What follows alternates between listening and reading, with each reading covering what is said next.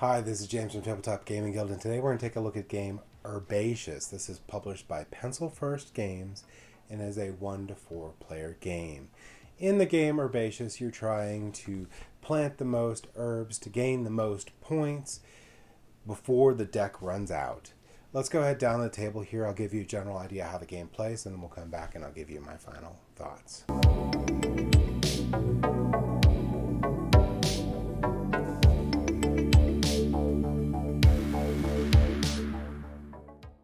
Alright, so this is what a setup of Herbaceous would look like. This is a set for 2 players, but you can go up to 4 players in this game. And what you're going to do is you're going to go through this deck, and when the deck runs out, the game will be over. The person with the highest amount of points will win. Well, how do you do that? Well, the first thing you start off with is you're going to take out a number of cards depending on the player count. So in this case, we have 2 players. So we're going to take out 24 cards. If you had 3 players, you take out 12. If you had all 4 players, you take out none. 10, 11, 12, 13, 14, 15, 16, 17, 18, 19, 20. So you remove 24 cards. Now players are going to take turns, and what they're going to try to do is they are going to try to get as many points as possible for these 4 different scoring options in the game. To start, what they're going to do is they could pot plants, which we'll go over, or pot herbs, which we'll go over in a second, because at the start of the game you can't do that because you don't have anything to pot. Then you're going to draw a card, and you're going to decide whether you're going to keep that card or you're going to put it in the communal garden in the middle. Whatever you do, the opposite card will do, the next card you do will do the opposite. So if I put that in the communal garden, this one will go in to my play area. Now what I'm trying to do is I'm trying to get the most points possible for each of these. There's a limited number of cards. Like I said, there's 24. And there's a little bit of a push your luck to this. So this one here, I'll get points for every single herb that is not the same that I tuck under this card. For this one here, I will get points for however many cards that I have that are the same. And you can see on all of these, they're going to have a card number and then a points underneath. So if I had 5 of the same, I would get 18 points. This one here, I'm going to have tuck pairs of different types of herbs under there. And this one here is simply any 3 cards. Now, there are special cards in this game, which we'll show you in a second, that you could tuck under those for extra points. So we'll keep on going. People will pick what they want to put under or not put under. We'll get to a point here where we'll have a couple out here. All right. Now let's say it's my turn. And one thing I want to mention right off the bat is this is one of the special cards. There's a 1, 2, and 3.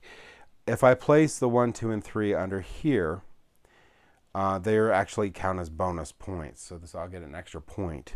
So if I had 3 of them here, I would get 6 points plus any of the point cards that I had underneath it.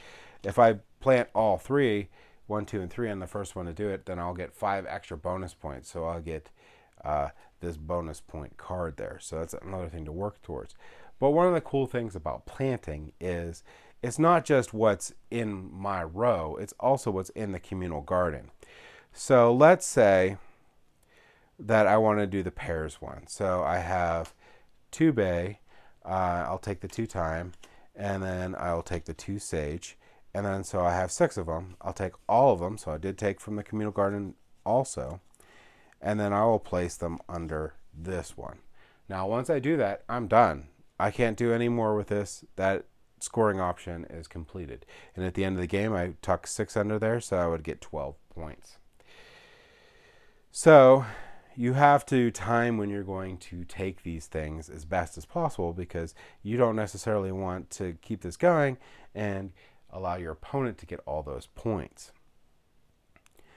But you also don't want to cheat yourself out of too many points. So there's a lot of push and pull in this game with that. And like I said, once this deck runs out, the game will end.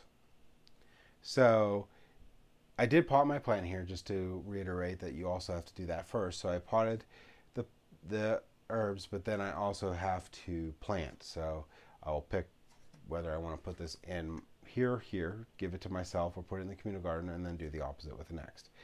Like I said, play will continue until the deck runs out. Then you'll count up your points. The person with the most points wins.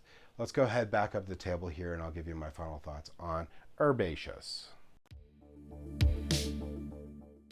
So I really like Herbaceous. Herbaceous on the surface is a very simple card game. However, with the limited deck that you have and removing the cards on there based on the player count, you have to make a lot of strategic decisions on what you want to gain your points in. But not only that, you also have to pay attention to what your opponents are doing, because you have that communal garden in the middle. You want to try to capitalize on it as much as possible, because those are basically going to be additional cards that you can place under each of those pots. But if you allow your opponents to capitalize on them and take from that middle garden, then you effectively have lost those cards as additional cards that you can place under your different pots. So there's a lot of push your luck to it. Like, you want to try to maximize your points before you pot them, but you also don't want to give too much opportunity to your opponents to do the same. So I really like that portion of the game. I really like how you have to think through, like, placing those cards in the communal garden, how that impacts the game, and how far you want to go until you're like, well, I need these cards and I want to get them, so I'm going to pull them. But not doing it too soon, because you don't want to hurt your chances of scoring on those different cards. So there is a lot of player interaction in the game in just that, in watching your opponents, seeing how they're reacting to the cards that are getting put out in the middle, and trying to determine when they're going to pull the trigger and get those cards. So I really like the game in that aspect. I really like how easy it is to teach this game. This game is a very easy to teach game.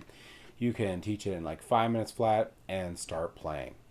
So that's my thoughts on Herbaceous. If you're looking for a light, fun, high player interaction game that doesn't have any take that in it, really, then I would highly recommend picking up Herbaceous. Thank you for watching.